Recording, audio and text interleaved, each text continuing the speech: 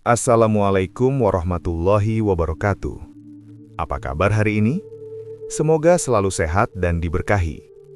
Sebelum ceritanya dimulai, jangan lupa like, subscribe, dan aktifkan lonceng notifikasi agar tidak ketinggalan cerita berikutnya. Tulis juga nama dan asal kota kalian di kolom komentar. Sekarang, kita mulai ke ceritanya. Tidak ada yang benar-benar istimewa dari pagi di Desa Wanarata, sebuah desa kecil di wilayah Jawa bagian tengah yang seolah berjalan di tempat. Hari-harinya dimulai dengan cara yang sama sejak entah kapan. Tidak ada yang bisa mengingat dengan pasti sejak tahun berapa kebiasaan itu terbentuk. Karena waktu di desa ini tidak dihitung dengan kalender, melainkan dengan ingatan dan kebiasaan. Setiap subuh kabut tipis selalu turun lebih dulu daripada matahari. Ia menggantung rendah di antara rumpun bambu dan pohon-pohon pisang, menutup pandangan hingga hanya tersisa beberapa langkah ke depan. Kabut itu bergerak perlahan, seperti bernapas, seolah-olah desa belum sepenuhnya diizinkan untuk bangun. Udara pagi terasa dingin dan lembab. Aroma tanah basah menguar dari pekarangan dan sawah, bercampur dengan bau dedaunan yang semalaman dipeluk embun. Setiap tarikan napas terasa berat namun menenangkan, seperti menghirup kenangan lama yang tak pernah benar-benar pergi. Dari kejauhan suara ayam jantan terdengar bersahut-sahutan. Tidak serempak, tidak teratur, tetapi selalu datang pada waktu yang hampir sama. Tak lama kemudian, lantunan azan subuh mengalun dari surau tua di tengah desa. Pengeras suaranya sudah lama tidak sempurna. Suaranya pecah di beberapa bagian. Namun justru itulah yang membuatnya terasa dekat dan manusiawi. Suara azan itu bergema pelan, bercampur dengan desir angin pagi, menciptakan ketenangan yang tidak sepenuhnya damai, karena di dalamnya tersimpan kesunyian yang panjang. Di salah satu sudut desa Wanarata, berdiri sebuah rumah sederhana berdinding papan. Catnya telah lama mengelupas, meninggalkan warna kusam yang tak lagi jelas aslinya apa. Lantainya terbuat dari papan kayu tua yang akan berderit pelan jika diinjak terlalu keras. Seolah rumah itu ingin memberitahu setiap langkah yang masuk bahwa ia masih hidup, meski sudah rentah. Dari dalam rumah itulah, setiap pagi sebelum matahari benar-benar terbit, seorang perempuan tua selalu keluar. Langkahnya pelan, nyaris tanpa suara. Ia sudah terbiasa bergerak sebelum ayam terakhir berkokok. Pintu kayu dibukanya perlahan, tidak pernah sampai menimbulkan bunyi keras. Seakan ia tak ingin membangunkan apapun, bukan hanya orang, tapi juga kenangan yang tinggal di rumah itu. Perempuan itu bernama Mbah Rantini. Wajahnya dipenuhi kerutan halus yang tidak seluruhnya menandakan usia. Sebagian adalah bekas kehidupan yang panjal. Rambutnya putih sepenuhnya, disanggul rendah di belakang kepala, dan diikat dengan karet hitam yang mulai getas. Punggungnya sedikit membungkuk, namun langkahnya masih tegap untuk ukuran usianya. Tangannya keriput, tapi gerakannya cekatan, terbiasa bekerja tanpa banyak mengeluh. Setiap pagi Mbah Rantini berdiri sejenak di ambang pintu rumahnya. Ia menatap kabut yang menutup jalan desa, menatap halaman kecil yang mulai ditumbuhi rumput liar di beberapa sudut. Tidak ada yang ia tunggu, tidak juga ada yang ia harapkan datang. Namun kebiasaan itu tetap ia lakukan, seperti memberi waktu bagi dirinya sendiri sebelum hari benar-benar dimulai. "Ndak apa-apa," gumamnya pelan, entah ditujukan kepada siapa. Lalu, dengan napas yang ditarik dalam-dalam, Mbah Rantini melangkah pergi, menyatu dengan pagi desa Wanarata yang selalu sama, tenang, sunyi, dan menyimpan sesuatu yang belum pernah benar-benar selesai. Usia Mbah Rantini hampir 70 tahun. Tidak ada yang tahu pasti angkanya. Ia sendiri sudah lupa kapan terakhir kali orang menanyakan umur atau mengucapkan selamat ulang tahun. Di desa, usia tidak lagi dihitung dengan angka, melainkan dengan seberapa sering tubuh mengeluh saat bangun pagi. Rambutnya putih seluruhnya, tidak tersisa satu helai pun yang hitam. Ia menyanggulnya rendah di belakang kepala, diikat dengan karet hitam yang sudah rapuh dan sering harus diganti karena mudah putus. Kerutan halus menghiasi wajahnya, terutama di sekitar mata dan sudut bibir, bekas senyum lama dan kelelahan yang tidak pernah benar-benar ia keluhkan. Punggungnya sedikit membungkuk, tapi tangannya masih cekatan, bergerak otomatis seolah tahu apa yang harus dikerjakan tanpa perlu dipikirkan lagi. Mbah Rantini hidup sendiri sejak suaminya meninggal 15 tahun lalu. Hari itu tidak datang dengan tangisan keras atau keramaian panjang.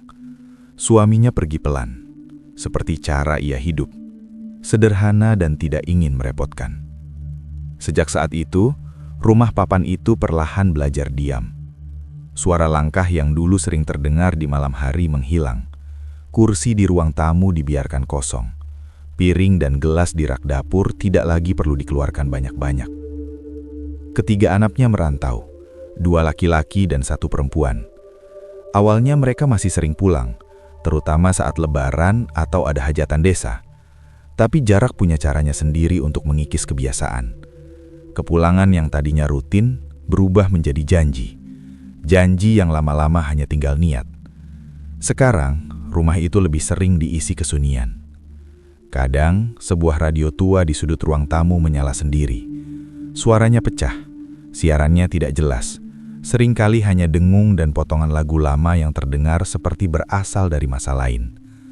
Kadang radio itu mati tanpa sebab. Mbah Rantini tidak pernah benar-benar memperbaikinya. Selama masih bisa menyala sesekali, itu sudah cukup. Setidaknya ada suara yang menemani, meski tidak selalu bisa dimengerti.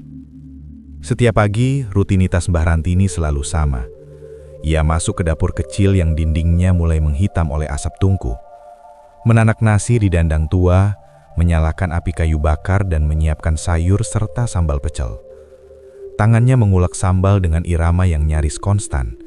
Tidak terlalu cepat, tidak juga lambat. Aroma kencur, cabai dan gula Jawa memenuhi dapur, mengalahkan bau lembab rumah tua.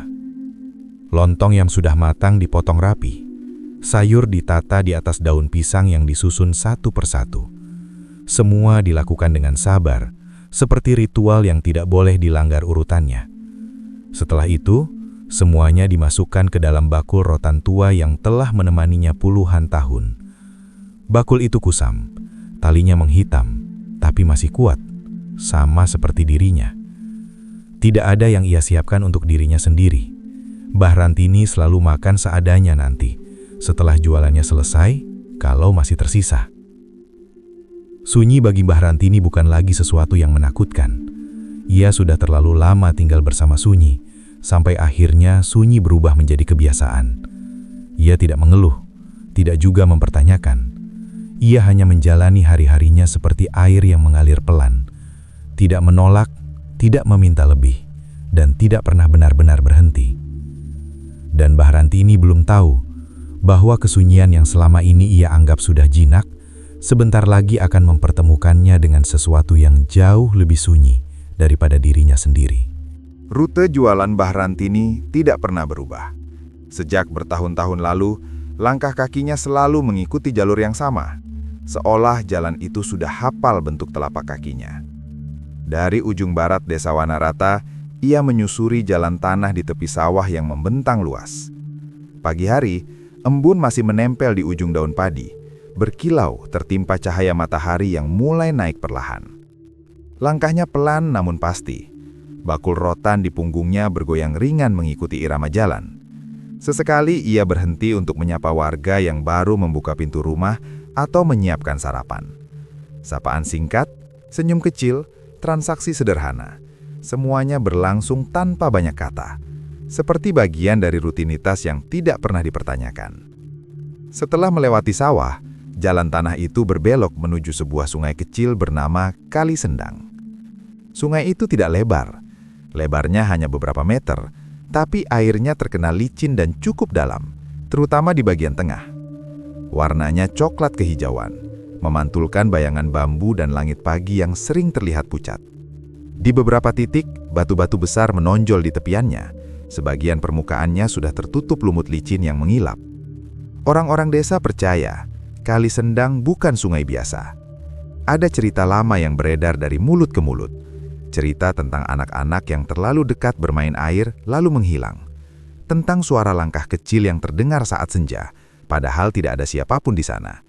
Tentang panggilan lirih yang kadang muncul dari arah air. Terdengar seperti nama seseorang, tapi selalu terlalu pelan untuk dipastikan.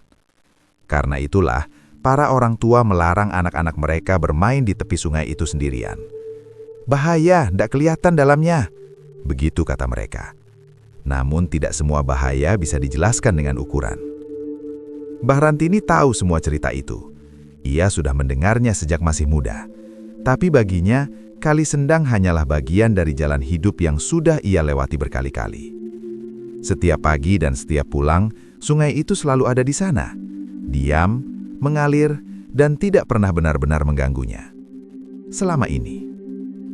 Pagi itu, saat matahari mulai naik setinggi ujung bambu, langkah Mbah Rantini melambat di dekat jalan setapak yang menyusuri tepi kali. Ia tidak tahu apa yang membuatnya berhenti. Tidak ada suara aneh, tidak ada panggilan. Hanya perasaan kecil yang muncul begitu saja, seperti sentuhan halus di dada. Di sanalah ia melihatnya. Seorang anak kecil duduk di atas batu besar di tepi Kali Sendang.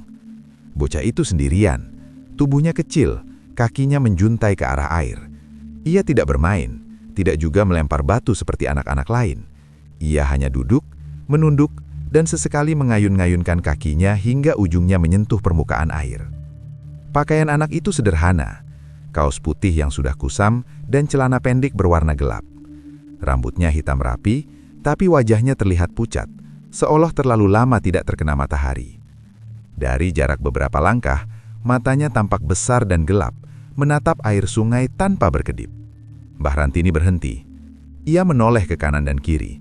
Tidak ada orang dewasa, tidak ada anak-anak lain. Biasanya jika ada anak bermain di sungai, pasti ada temannya atau setidaknya orang tua yang mengawasi dari kejauhan. Namun pagi itu, Kali Sendang terasa terlalu sepi. Hati Mbah Rantini berdesir pelan. Bukan takut, lebih seperti rasa iba yang muncul tiba-tiba, tanpa alasan yang jelas. Ia menghela nafas pendek, lalu melangkah mendekat beberapa langkah. Tidak terlalu dekat, cukup untuk didengar. "Leh," panggilnya pelan. "Kok duduk di situ sendirian?" Bocah itu tidak langsung menoleh. Air sungai terus mengalir, seolah tidak peduli pada pertemuan kecil yang sedang terjadi di tepinya. Dan Mbah Rantini belum tahu bahwa pagi itu bukan sekedar persinggahan di rute jualannya, melainkan awal dari perjumpaan yang akan mengikat langkahnya pada Kali Sendang lebih lama dari yang pernah ia bayangkan. Anak itu berusia sekitar 7 tahun, atau setidaknya begitulah perkiraan Mbah Rantini. Tubuhnya kecil dan kurus, seolah tumbuh lebih pelan dari anak-anak lain seusianya. Kaos putih yang dikenakannya sudah kusam, bagian lehernya sedikit melar. Celana pendek berwarna gelap menutupi lututnya yang pucat. Wajah anak itu nyaris tanpa ekspresi. Kulitnya terlihat lebih putih dibanding anak-anak desa pada umumnya, seperti jarang tersentuh matahari. Matanya besar, hitam, dan terlalu tenang untuk ukuran seorang bocah.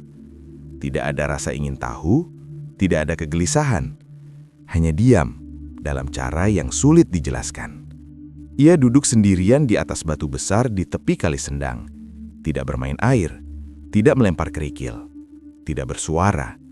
Seolah kehadirannya di sana bukan untuk melakukan apapun, melainkan hanya untuk ada. Mbah Rantini berdiri beberapa langkah darinya. "Le," panggilnya pelan. Suaranya nyaris kalah oleh suara air yang mengalir. "Kok sendirian?" Anak itu mengangkat wajahnya perlahan. Tatapan mereka bertemu. Mata anak itu menatap Mbah Rantini lama, terlalu lama untuk sebuah pertanyaan sederhana. Tidak ada senyum, tidak ada jawaban. Hanya tatapan kosong yang entah mengapa membuat dada Mbah Rantini terasa sedikit sesak. Ia menunggu. Mungkin anak itu malu, mungkin takut pada orang asing. Tapi waktu berlalu, dan anak itu tetap diam. Entah kenapa, rasa iba muncul begitu saja, datang tanpa permisi, tanpa alasan yang jelas. Bukan rasa iba yang menggelegak, melainkan perasaan lembut yang menekan dada. Seperti dorongan kecil untuk berbuat sesuatu. Mbah Rantini membuka bakul rotannya. Ia mengambil sebungkus lontong pecel yang sudah dibungkus daun pisang. Masih hangat, aromanya samar tercium. Dengan langkah hati-hati, ia mendekat dan meletakkannya di samping anak itu, di atas batu. "Niki dipun-punti mawon," katanya lirih. Bahasa Jawanya keluar tanpa ia sadari. "Makan ya, Le?" Anak itu menunduk, menatap bungkusan itu beberapa detik. Tangannya yang kecil lalu bergerak pelan, mengambil lontong tersebut. Jari-jarinya dingin saat tanpa sengaja menyentuh punggung Mbah Rantini. "Terima kasih," katanya pelan. Suaranya sangat halus, nyaris seperti bisikan, tapi jelas, terlalu jelas untuk diabaikan. Mbah Rantini tersenyum tipis. Ia mengangguk sekali, lalu melangkah mundur. Tidak ada percakapan lanjutan. Tidak ada pertanyaan siapa nama, di mana orang tuanya, atau mengapa ia duduk di tepi kali sendirian. Ada sesuatu di dalam diri Mbah Rantini yang menahannya untuk bertanya lebih jauh. Seolah pertanyaan-pertanyaan itu tidak diperlukan. Ia melanjutkan langkahnya, menyusuri jalan tanah seperti biasa. Bakul di punggungnya terasa sedikit lebih ringan. Tapi entah kenapa, dadanya terasa lebih berat. Sepanjang perjalanan pulang, bayangan mata anak itu terus terlintas di benaknya. Tatapan yang tenang, suara yang pelan, dan cara ia mengucapkan terima kasih. Seperti seseorang yang sudah terlalu lama belajar menahan diri. Sejak pagi itu, Mbah Rantini tidak tahu, atau mungkin belum ingin tahu, bahwa hidupnya mulai bergeser pelan, seperti arus kali sendang yang tampak tenang di permukaan, namun menyimpan kedalaman yang tidak pernah benar-benar bisa diterka. Dan pergeseran itu telah dimulai dari satu bungkusan lontong pecel dan seorang anak yang tidak banyak bertanya. Keesokan harinya, langit desa Wanarata kembali diselimuti kabut tipis. Pagi berjalan seperti biasa, terlalu biasa, seolah kemarin tidak pernah terjadi apa-apa. Mbah Rantini bangun sebelum subuh, menyalakan tungku, menanak nasi, dan mengolek sambal dengan gerakan yang sama seperti hari-hari sebelumnya. Namun saat ia melangkah menuju kali sendang, langkahnya melambat dengan sendirinya. Anak itu ada lagi, di tempat yang sama.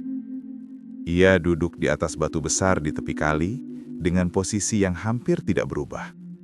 Kakinya menjuntai ke arah air, tubuhnya menghadap sungai. Seolah sejak kemarin ia tidak benar-benar pergi, hanya menunggu pagi berganti. Mbah Rantini berhenti. Kali ini tidak ada rasa terkejut, yang ada justru perasaan aneh yang sulit dijelaskan, seperti melihat sesuatu yang sudah ia harapkan tanpa pernah ia sadari. "Le," sapanya pelan. Anak itu menoleh. "Jenengmu sopo?" tanya Mbah Rantini. Suaranya lembut, tidak memaksa. Anak itu diam sejenak. Alisnya sedikit berkerut, seolah sedang mencari sesuatu di dalam kepalanya. Bibirnya bergerak, lalu berhenti. Baru setelah beberapa detik, ia menjawab dengan suara ragu. "Raka." Nada suaranya bukan seperti anak yang memperkenalkan diri, melainkan seperti seseorang yang sedang mengingat nama yang hampir lepas dari ingatan. Seperti kata yang pernah sering diucapkan, tapi lama tidak digunakan. "Kok ra sekolah, Leh?" "Ndak sekolah," jawabnya singkat. "Umurmu piro?" Anak itu menggeleng pelan. "Ndak tahu." Jawaban-jawabannya selalu pendek. Tidak ada cerita, tidak ada keluhan. Tapi mata itu menyimpan sesuatu yang sulit dipahami. Tatapannya seperti membawa waktu yang panjang, seolah ia telah melihat lebih banyak hari daripada yang seharusnya dilihat oleh anak seusianya. Mbah Rantini tidak bertanya lagi. Ia membuka bakul rotannya dan mengeluarkan sebungkus lontong pecel. Kali ini ia menyerahkannya langsung ke tangan Raka. Anak itu menerimanya dengan dua tangan. Sikapnya sopan, hampir terlalu dewasa untuk seorang bocah. "Matur nuwun," ucapnya pelan. Mbah Rantini tersenyum tipis. Ada hangat yang mengalir di dadanya, kecil tapi nyata. Tanpa berkata apa-apa lagi, ia melanjutkan jualannya. Namun sejak hari itu, sesuatu berubah. Setiap pagi berikutnya, tanpa ia sadari, Mbah Rantini selalu menanak nasi sedikit lebih banyak. Sayur pecel ditambah segenggam, lontong dipotong satu bungkus ekstra. Bakul rotannya kini selalu berisi satu porsi tambahan. Ia tidak pernah menghitungnya sebagai kerugian. Ia juga tidak pernah menyebutnya sebagai kebaikan. Semua terjadi begitu saja. Seperti kebiasaan baru yang lahir tanpa direncanakan. Seperti ruang kosong di hati yang tiba-tiba tahu apa yang harus diisinya. Dan Mbah Rantini belum menyadari bahwa satu porsi tambahan itu bukan hanya untuk mengenyangkan perut seorang anak kecil, melainkan untuk mengikat dua jiwa yang sama-sama hidup dalam sunyi pada sebuah alur yang perlahan tapi pasti tidak akan bisa ia hindari lagi. Hujan turun sejak subuh. Bukan hujan biasa yang datang lalu pergi, melainkan hujan lebat yang jatuh tanpa jeda, seolah langit menumpahkan seluruh isinya sekaligus. Atap rumah Mbah Rantini berderak di terpa air. Jalan tanah berubah licin. Sawah di kiri kanan rute jualannya tergenang, memantulkan warna abu-abu yang muram. Pagi itu, Mbah Rantini sempat ragu untuk berangkat. Usianya tidak lagi ramah pada cuaca seperti ini. Tapi seperti kebiasaan lama yang lebih kuat dari pertimbangan, ia tetap memanggul bakul rotannya dan melangkah keluar rumah. Ketika sampai di dekat Kali Sendang, jantungnya berdegup lebih cepat. Air sungai naik, arusnya keruh dan deras, membawa ranting, daun bambu, dan sisa-sisa lumpur dari hulu. Batu besar di tepi kali sebagian sudah terendam. Suara air menghantam sisi sungai terdengar berat, berbeda dari biasanya. Dan di sanalah Raka berdiri.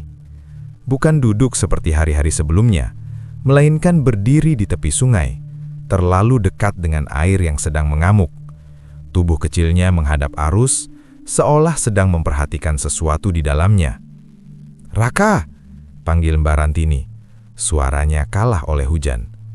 Anak itu menoleh perlahan. Tanpa pikir panjang, Mbah Rantini bergegas mendekat.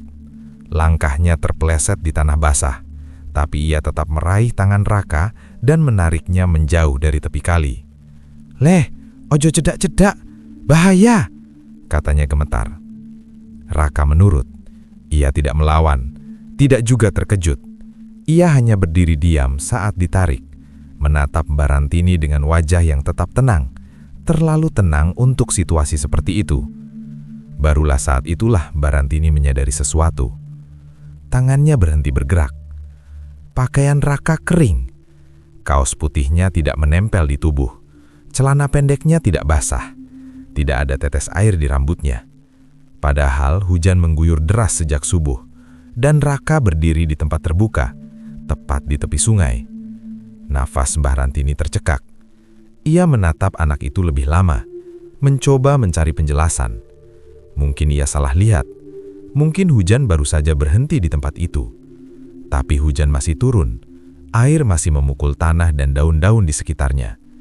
Namun Raka tetap kering, seolah hujan tidak pernah menyentuhnya. "Raka?" panggil Mbah Rantini lirih. Anak itu menatap balik. Matanya gelap, dalam, dan entah mengapa tampak sedih. Bibirnya sedikit terbuka, seakan ingin berkata sesuatu, tapi tidak ada suara yang keluar. Sesaat kemudian, ia menunduk. "Pulang, Mbah. Airnya lagi tinggi." Kalimat itu sederhana, tapi suara Raka terdengar seperti nasihat, bukan peringatan. Seperti seseorang yang sudah terlalu lama mengenal sungai itu. Mbah Rantini tidak berkata apa-apa lagi. Ia menggenggam bakulnya erat-erat dan melanjutkan langkah pulang dengan perasaan yang sulit dirumuskan. Dadanya sesak, pikirannya penuh, dan hujan terasa semakin dingin. Malamnya, Mbah Rantini tidur dengan tubuh lelah, tapi pikirannya tidak pernah benar-benar terlelap. Dalam tidurnya, ia bermimpi. Ia berdiri di tepi Kali Sendang. Langit gelap, tanpa bintang, tanpa bulan. Air sungai hitam pekat, tidak memantulkan apapun. Tidak ada suara hujan, tidak ada serangga malam, hanya sunyi yang berat. Dari tengah sungai, seorang anak muncul perlahan. Wajahnya tidak jelas, tubuhnya seperti bayangan. Bibirnya bergerak memanggil, tanpa suara. Tidak ada kata yang terdengar, tapi Mbah Rantini tahu anak itu sedang memanggilnya. Tangannya terulur. Air sungai bergelombang pelan, seolah bernafas. Mbah Rantini ingin mundur, tapi kakinya terasa berat. Dadanya sesak, nafasnya pendek. Ia mencoba berteriak, tapi suaranya tertahan di tenggorokan. Ia terbangun dengan nafas terengah-engah. Keringat dingin membasahi pelipisnya. Jantungnya berdegup kencang. Dari kejauhan, suara air kali Sendang terdengar samar, meski rumahnya tidak berada tepat di tepinya. Barantini duduk lama di atas dipan, memeluk lututnya sendiri. Untuk pertama kalinya sejak bertemu Raka, ia merasa takut. Bukan pada sungai, bukan pada hujan, melainkan pada kemungkinan bahwa anak itu tidak sepenuhnya berada di dunia yang sama dengannya. Raka akhirnya diajak ke rumah. Keputusan itu tidak lahir dari pertimbangan panjang, melainkan dari dorongan yang sulit dijelaskan.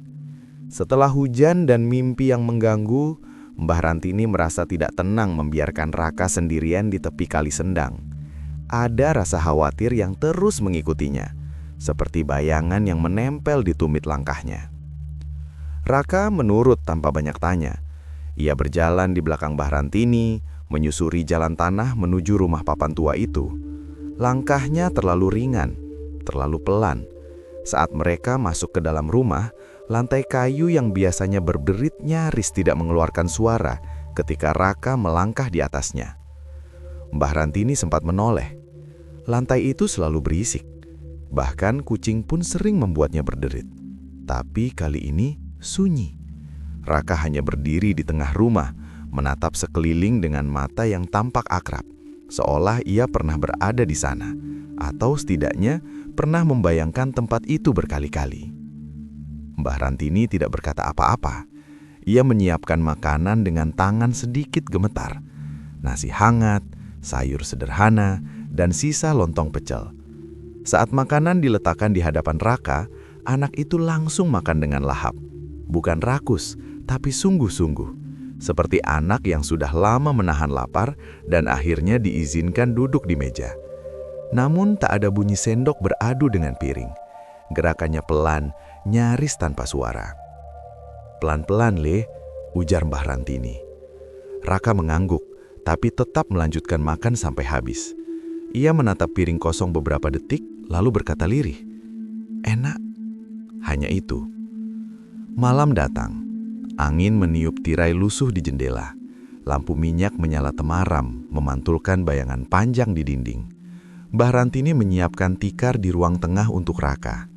"Turun nang kene wae," katanya lembut. Raka mengangguk. Ia duduk di tikar, memeluk lututnya. Tapi saat Mbah Rantini terbangun di tengah malam karena rasa haus, ia mendapati Raka masih terjaga. Anak itu duduk di dekat jendela, memandangi halaman gelap. Matanya terbuka lebar, tanpa tanda kantuk.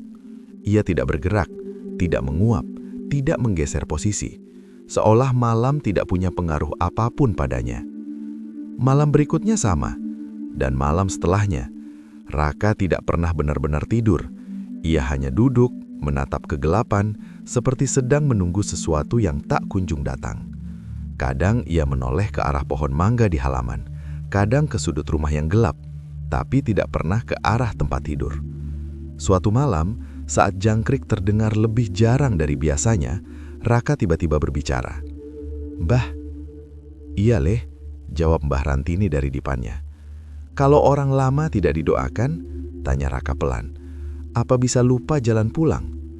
Pertanyaan itu menggantung di udara. Tidak ada angin, tidak ada suara lain yang menimpali. Hanya detak jantung Mbah Rantini yang tiba-tiba terasa terlalu keras di telinganya sendiri. Tangannya menggenggam selimut. Ia ingin jawab cepat seperti orang dewasa pada umumnya. Ingin berkata tidak apa-apa, ingin menenangkan. Tapi kata-kata itu tertahan di tenggorokan. Ada sesuatu dalam pertanyaan Raka yang terlalu dalam untuk dijawab sembarangan. "Kenapa tanya begitu, Leh?" Akhirnya ia berbisik. Raka tidak menjawab. Ia kembali menatap halaman gelap. Wajahnya setengah tertutup bayangan. Tapi dari samping, Mbah Rantini bisa melihat matanya berkaca-kaca.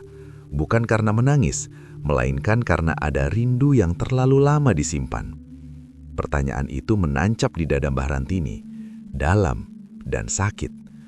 Untuk pertama kalinya, ia mulai bertanya pada dirinya sendiri. Siapakah sebenarnya anak yang duduk di rumahnya setiap malam, yang makan tanpa suara, berjalan tanpa bunyi, dan bertanya tentang doa, seperti seseorang yang takut dilupakan? Pagi itu datang dengan langit pucat. Tidak ada kabut tebal, tidak juga cahaya matahari yang hangat. Kali Sendang mengalir pelan, warnanya masih keruh sisa hujan beberapa hari lalu. Suaranya terdengar lebih berat dari biasanya, seolah membawa beban yang tak terlihat. Mbah Rantini berdiri di tepi sungai bersama Raka. Sejak pertanyaan tentang doa malam itu, hatinya tidak pernah benar-benar tenang. Ada sesuatu yang terus menekan dadanya, menuntut untuk diucapkan, meski ia sendiri takut mendengar jawabannya. Tangannya gemetar saat akhirnya ia bertanya, "Kamu sebenarnya siapa, Leh?" Suara itu keluar pelan, hampir pecah. Bukan suara orang yang ingin tahu, melainkan suara orang yang sudah menduga tapi belum siap menerima kebenaran. Raka tidak langsung menjawab. Ia menatap Kali Sendang. Matanya mengikuti arus air yang bergerak perlahan, seperti sedang membaca kembali sesuatu yang pernah terjadi di sana. Angin pagi menggerakkan ujung kausnya, tapi tubuhnya tetap terasa ringan, nyaris tidak menyentuh tanah. "Aku dulu main di sini," kata Raka akhirnya. Suaranya datar, tanpa emosi berlebih. "Kepleset, airnya besar." Mbah Rantini menahan nafas. Kata-kata itu sederhana, terlalu sederhana untuk sebuah akhir hidup. "Waktu itu hujan juga," lanjut Raka pelan. "Airnya naik cepat." Ia berhenti sejenak. Matanya tetap menatap sungai. Tidak ada air mata, tidak ada gemetar. Seolah cerita itu sudah terlalu lama ia ulangi sendirian. "Aku tenggelam." Kata itu jatuh di antara mereka, berat dan dingin. Tidak ada yang melihat, tidak ada yang mendengar. Tidak ada tangan yang meraih. "Tidak ada yang nolong," ucap Raka lagi. "Semua pulang karena hujan." Mbah Rantini merasa lututnya melemah. Ia berpegangan pada batang bambu di dekatnya.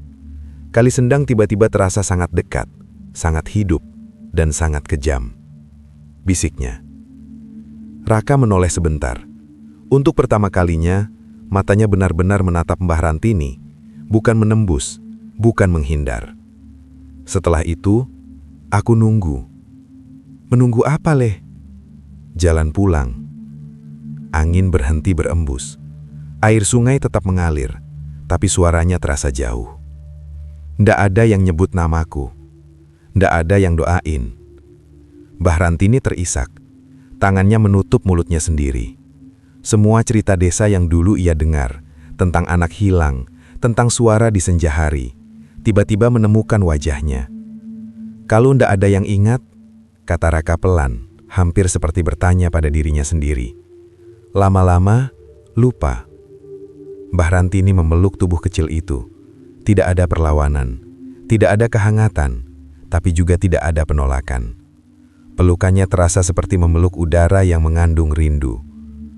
Sejak itu Mbah Rantini tahu, Raka bukan anak yang tersesat. Ia adalah anak yang tertinggal. Tertinggal oleh waktu, oleh lupa, oleh doa yang tidak pernah sampai. Dan pagi itu, di tepi Kali Sendang, Mbah Rantini berjanji dalam diam. Ia tidak akan membiarkan Raka menunggu sendirian lagi. Pagi itu Mbah Rantini datang ke balai desa dengan langkah ragu. Bakul rotannya tidak ia bawa. Tangannya kosong tapi dadanya penuh. Ia duduk di kursi kayu panjang di depan ruangan kecil yang biasa dipakai musyawarah. Pak Wiratno, kepala desa Wanarata, mengangkat wajahnya ketika melihat Mbah Rantini. "Loh, Mbah, jarang-jarang rauh ke kene," katanya ramah. Mbah Rantini mengangguk pelan. Tangannya saling menggenggam, menahan gemetar. Butuh waktu sebelum ia akhirnya membuka suara. Ia menceritakan semuanya. Tentang anak kecil di tepi Kali Sendang. Tentang pakaian yang tidak basah saat hujan. Tentang lantai kayu yang tidak berbunyi. Tentang malam-malam tanpa tidur. Dan pertanyaan tentang doa. Tentang pengakuan di tepi sungai. Pak Wiratno tidak langsung menyelah. Wajahnya perlahan berubah. Dahi yang tadinya rileks mulai berkerut. Matanya menerawang jauh, seolah membuka laci ingatan yang sudah lama tertutup debu. "Raka," gumamnya pelan. Ia berdiri dan mengambil map tua dari lemari besi di sudut ruangan. Kertas-kertas di dalamnya menguning, sudut-sudutnya rapuh, Ia membuka satu halaman yang sudah hampir terlepas. 30 tahun lalu, kata Pak Wiratno pelan, memang ada seorang anak tenggelam di Kali Sendang. Nama di laporan itu jelas tertulis, Raka. Usianya 7 tahun. Kejadiannya saat musim hujan. Air sungai naik cepat. Anak itu bermain sendirian. Tidak ada saksi. Tubuhnya ditemukan keesokan harinya, tersangkut di bawah jembatan kecil, beberapa ratus meter dari tempat ia jatuh. Orang tuanya, Pak Wiratno berhenti sejenak. Ndak kuat tinggal di sini. Beberapa bulan setelah kejadian, mereka pindah. Barantini menunduk. Dadanya terasa nyeri. Waktu itu sempat ada tahlilan, lanjut Pak Wiratno. Tapi ya, ndak lama. Lama-lama orang lupa. Apalagi orang tuanya sudah pergi. Doa pun ikut pergi. Nama Raka pelan-pelan menghilang dari ingatan desa. Tidak lagi disebut, tidak lagi didoakan. Sungai tetap mengalir, warga tetap hidup, dan satu nyawa kecil tertinggal di antara keduanya. Kalau begitu, suara Mbah Rantini bergetar. Arwahnya, Pak Wiratno menghela napas panjang. Mungkin bukan marah, katanya. Mungkin cuma bingung. Mbah Rantini mengangguk pelan. Ia teringat wajah Raka setiap malam, tatapan yang menunggu. Pertanyaan yang sederhana tapi menyayat. Raka tidak meminta balasan, tidak meminta keadilan, tidak juga ingin menakut-nakuti. Ia hanya ingin satu hal. Didoakan, agar tidak bingung lagi, agar tahu kemana harus pulang, agar namanya kembali disebut, meski hanya dalam doa. Pak Wiratno menutup map itu perlahan. Kita adakan tahlilan, Mbah, katanya mantap. Biar desa ini ingat lagi. Barantini menatapnya, mata berkaca-kaca. Untuk pertama kalinya sejak lama, dadanya terasa sedikit lebih ringan. Di luar balai desa, angin pagi berembus lembut. Dari kejauhan suara Kali Sendang terdengar seperti biasa. Tapi hari itu, sungai seakan tidak lagi sepenuhnya sunyi. Sore itu, langit desa Wanarata berwarna kelabu keemasan. Matahari turun perlahan di balik rumpun bambu. Cahayanya temaram dan lembut, seperti sengaja meredup agar tidak mengganggu. Orang-orang berkumpul di tepi Kali Sendang. Tidak ramai, tidak heboh.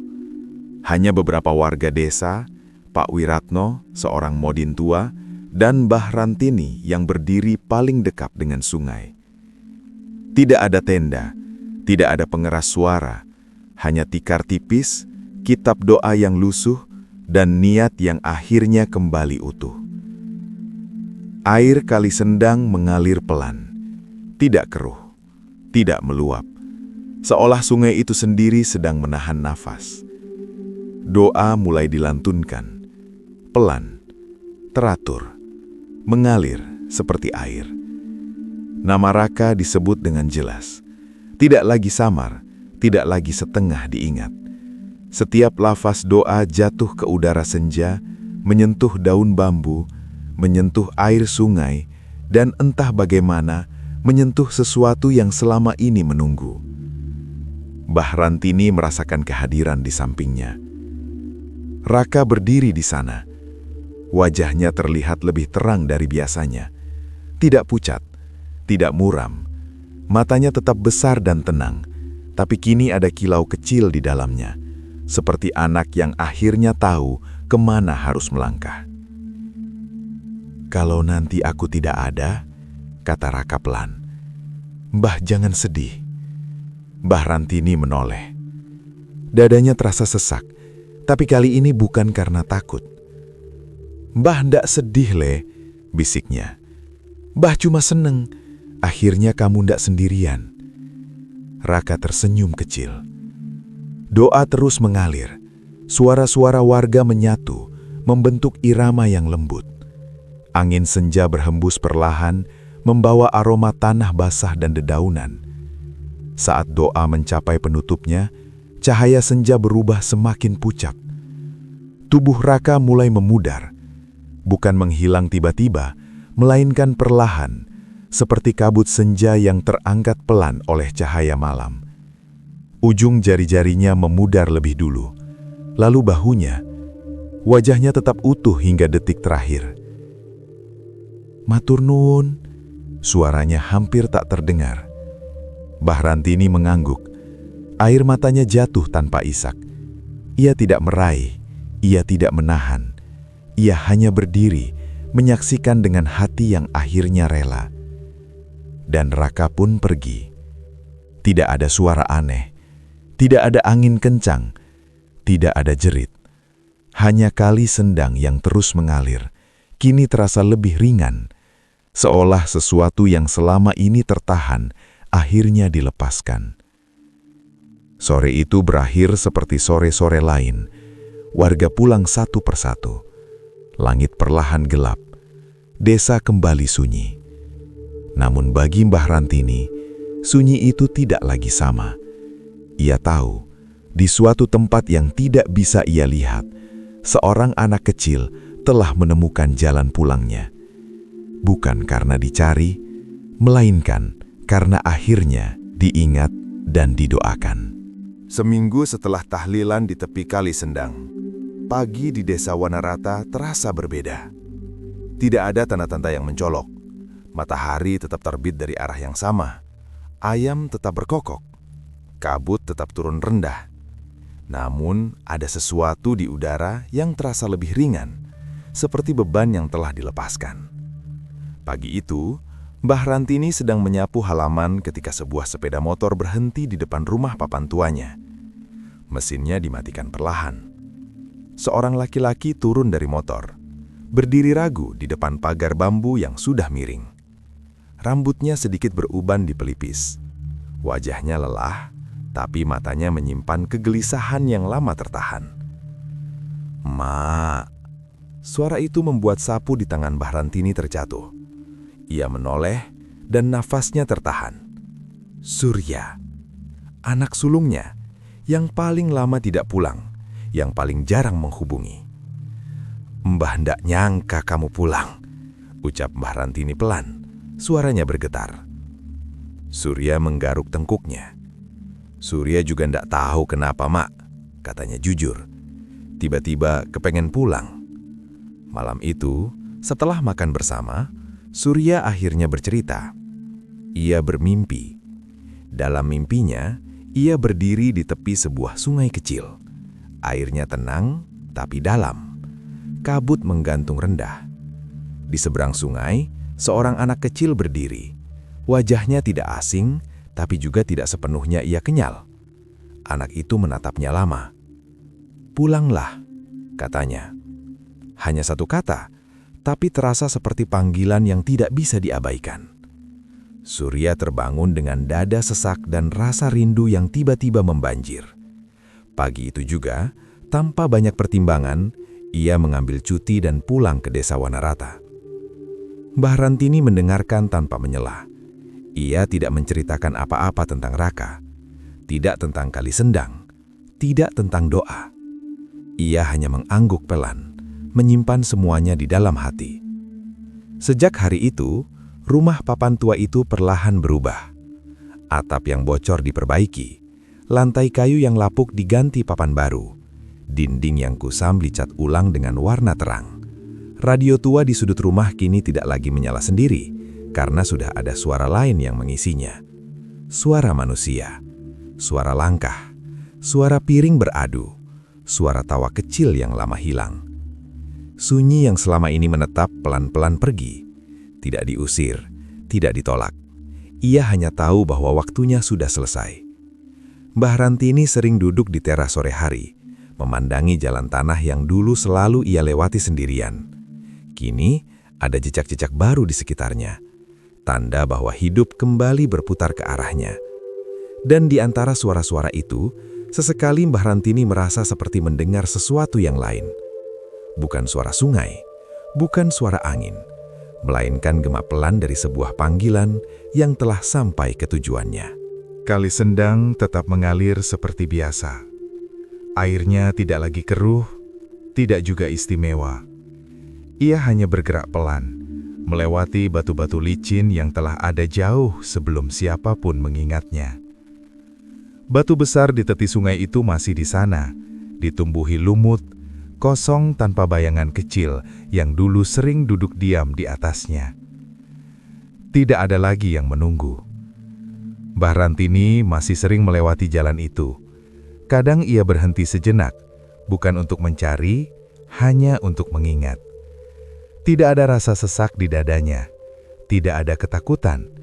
Sungai itu kini hanyalah sungai, sebuah aliran air yang telah menyelesaikan ceritanya. Suatu malam, hujan turun pelan, tidak deras, tidak mengganggu. Mbah Rantini tertidur lebih cepat dari biasanya. Dalam tidurnya, ia bermimpi. Ia berdiri di depan sebuah rumah yang terang. Cahaya hangat keluar dari jendela-jendela kayunya. Tidak menyilaukan, justru menenangkan. Pintu rumah itu terbuka, dan di ambangnya berdiri seorang anak kecil. Wajahnya cerah, tidak pucat, tidak kosong. Anak itu tersenyum, lalu melambaikan tangan. Mbah Rantini membalas lambaian itu. Tidak ada tangis, tidak ada kata. Hanya rasa lega yang mengalir pelan di dadanya, seperti nafas panjang setelah menunggu terlalu lama. Saat ia terbangun, hatinya terasa ringan. Tidak ada mimpi yang tertinggal sebagai beban. Hanya sisa kehangatan yang menetap, seperti doa yang telah sampai. Hari-hari berlalu dengan sederhana. Rumah tua itu kembali hidup oleh suara manusia. Tawa, obrolan, dan langkah kaki mengisi ruang-ruang yang dulu sunyi. Mbah Rantini tetap memasak di dapur kecilnya, tetap bangun sebelum subuh, tapi kini ia tidak lagi sendirian. Ia tahu, tidak semua pertemuan hadir untuk dimiliki. Ada yang hanya dititipkan sebentar, untuk dilihat, untuk diperhatikan, untuk didoakan, bukan untuk ditahan. Dan ketika doa telah sampai, tidak ada lagi yang perlu ditunggu. Kali Sendang terus mengalir. Desa Wanarata kembali tenang, dan sebuah jalan pulang yang lama tersesat akhirnya ditemukan. Bukan oleh kaki, melainkan oleh hati yang bersedia peduli.